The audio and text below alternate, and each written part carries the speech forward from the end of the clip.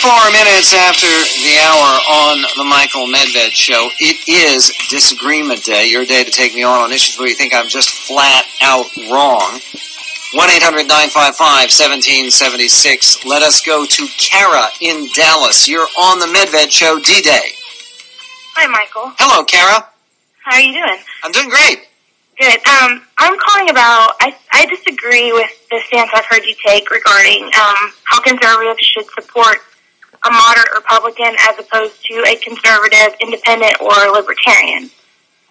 Okay. And I think, as you know, I think there are cases, if there is a chance for instance, if there is a conservative party that's already on the ballot, and the conservative has a real chance of winning, like Doug Hoffman does in the New York 23rd District, I think then that kind of vote makes sense, especially when the Republican who's running really, is for card check and for gay marriage and pro-abortion and very much pro-union and pro-stimulus package, and she's just a train wreck on the issues. But go ahead.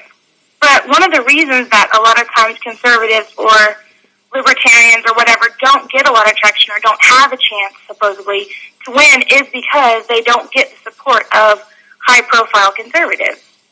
And so one of the reasons Doug Hoffman now has a chance to win this race is because people that bucked the establishment, like high-profile people bucked the establishment and supported him. No, Kara, I don't think that's fair to say, because if you talk about if there is a Republican establishment, then Steve Forbes is certainly part of it. He's supporting Doug Hoffman. Most of the people who are supporting him are very establishment people. He's not some kind of...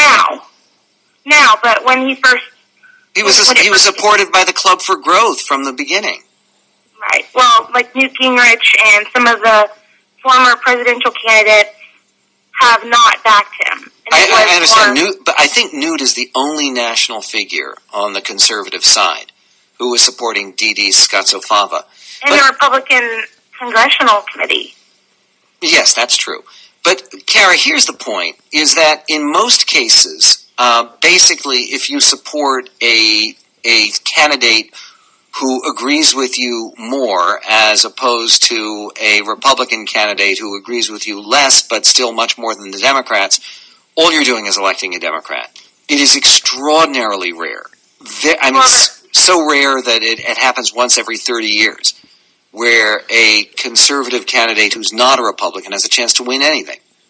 Well, there's a Bible verse that says, "What does it profit a man to gain the world yet lose his soul?" So my stance is, what does it profit the conservative movement to win a majority or win an election, but lose their soul and continue us down a bigger government path? What did it profit us for the last year? I agree with you about that proposition, but get something straight here.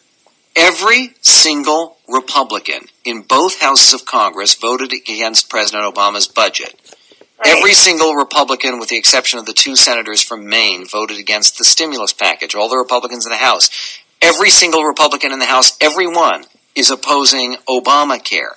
So this is not a party that has lost its soul. Well, when they're in the minority, they seem to be very effective at being unified and conservative. But when they're in the majority, you see a lot of these moderate weaknesses. Well, there are tons of weaknesses, and I would not be one to say that there aren't. But honestly, I think that we've way, way, way overstated it. There was too much spending, and I think that No Child Left Behind was a bad idea. And the prescription drug benefit, even though I understand why it was supported because it expanded health savings accounts, it was a bad idea on balance. Department of Homeland Security, the loss of majority. Well, the loss of the majority was partially, it had to do with a lot of corruption that had come into play. That's what usually happens. I'm not sure the Department of Homeland Security is a disaster. I'm not. And the point is, the President Bush and the Congress deserve some credit for doing something right. Before this current economic downturn, the deficit had gone down very, very dramatically. And by the way, under President Bush, it never got up to more than 4%, whereas it's approaching 12% today. So I think that to say that the Republican Party lost its soul, the Republican Party made mistakes.